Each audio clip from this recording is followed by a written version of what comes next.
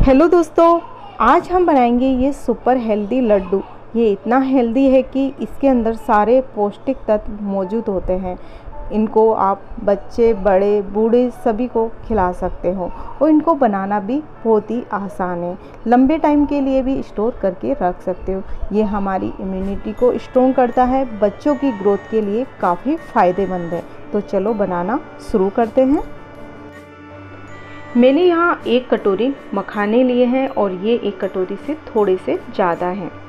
इसी कटोरी की नाप से हम लेंगे यहाँ बिना छिलके वाले भुने हुए चने। तो आप छिलके वाले जो भुने हुए चने आते हैं उसको भी इस्तेमाल कर सकते हो, या फिर 1 कटोरी बेसन लेकर उसे भूनकर तैयार कर सकते हो। तो ये चने पहले से ही भुने हुए, इनको भूनने की ज़रूरत नहीं है।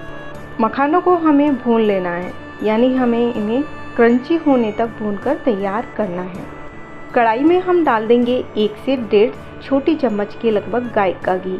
इसमें हम डालेंगे 25 से 30 बादाम, साथ में इतनी ही मात्रा में हम इसमें काजू डाल देंगे। इन दोनों को हमें इसी तरह से लगातार चलाते हुए 1 मिनट के लिए भून लेना है।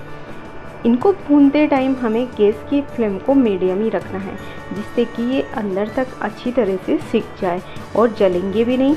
तो हमें इसी तरह से 1 मिनट के लिए इनको भून लेना है। 1 मिनट के बाद अब हम इसमें डाल देंगे 1 छोटे गिलास के लगभग पम्पकिन सीड। इसी अनुपात में हम इसमें डालेंगे सनफ्लावर सीड।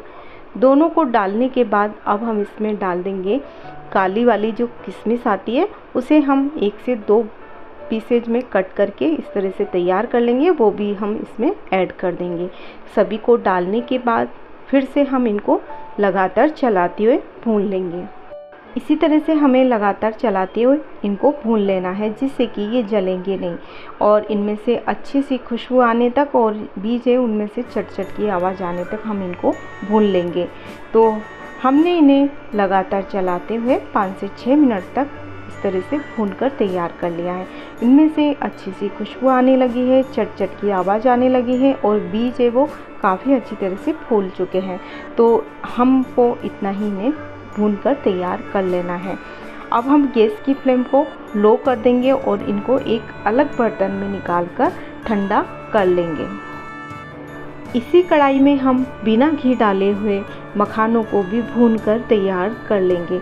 मखानों के अंदर काफ़ी नमी होती है, तो हमें इसे लगातार चलाते हुए 5 से 6 मिनट के लिए भूनकर तैयार कर लेना है, जिससे कि ये काफ़ी क्रंची हो जाएंगे। हमने इनको काफ़ी अच्छी तरह से भून लिया है और ये क्रंची भी हो चुके हैं। अब हम इनको ठंडा कर लेंगे। आधी कटोरी हमने यहाँ लिया है पिसा हुआ नारियल। तो नारियल को हमने मिक्सी के जार में डालकर इस तरह से बारीक पीसकर तैयार कर लिया है। तो अब हम इसे भी 1 मिनट के लिए इस तरह से लगातार चलाते हुए भून लेना है, जिससे कि ये काफ़ी क्रंची हो जाएगा और इसका जो टेस्ट है वो और भी अच्छा हो जाता है। तो इस तरह से हमने 1 मिनट के लिए इसको भूनकर तैयार कर लिया है। सभी चीज़ों को भूनने के बाद मिक्सी के जार में डालेंगे हम भुने हुए चने। इनको एकदम बारीक पीसकर तैयार कर लेंगे। तो मैंने यहाँ एकदम बारीक बेसन की तरह से पीसकर तैयार कर लिया है। अब हम इसी जार में डाल देंगे ठंडे किए हुए मखाने। मखानों को भी हमें अच्छी तरह से बारीक पीसकर तैयार कर लेना है।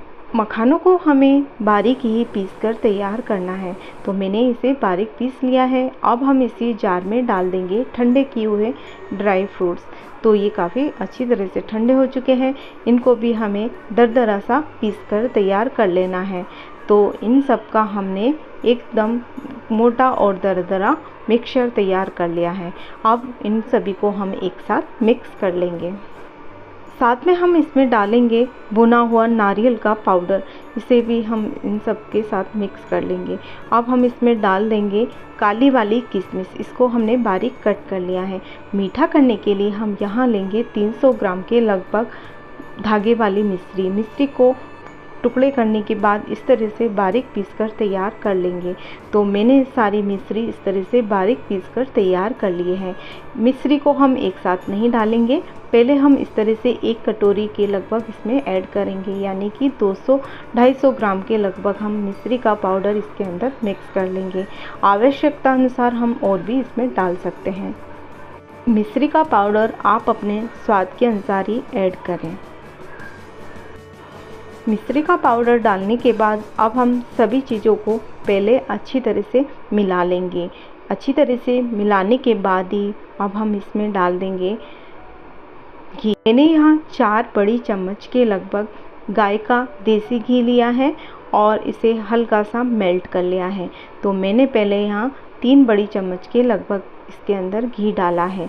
तो पहले हमें थोड़ा ही घी डालना है और इसे मिक्स कर लेना है। फिर ज़रूरत के हिसाब से हम इसमें और भी ऐड कर सकते हैं। तो हमें इसको अच्छी तरह से मिला लेना है। घी डालने से लड्डू का जो टेस्ट है वो ज़्यादा अच्छा आता है। बिना घी के लड्डू ज़्यादा स्वादिष्ट नहीं लगते। तो आप अच्छी ब्रांड का या फिर घर का बना हुआ देसी घी यूज कर सकते हो। तो हमें घी उतना ही डालना है जितना कि इसके अंदर अच्छी सी बाइंडिंग आ जाए। तो यहाँ काफ़ी अच्छी तरह से लड्डू बनकर तैयार हो रहा है। तो अब हम इसके मीडियम साइज़ के लड्डू बनाकर तैयार कर लेंगे। आप अपने हिसाब से इसकी साइज़ बड़ी छोटी कर सकते हो। इस तरह से हम थोड़ा सा मीडियम साइज़ का लड्डू बनाकर तैयार कर लेंगे। तो इसे हम अच्छी तरह से दबाते हुए बनाएंगे। ये काफ़ी अच्छी तरह से बाइंड हो रहा है। तो हमने यहाँ घी की मात्रा सही डाली है। इसी तरह से हम सारे लड्डू बनाकर तैयार कर लेंगे।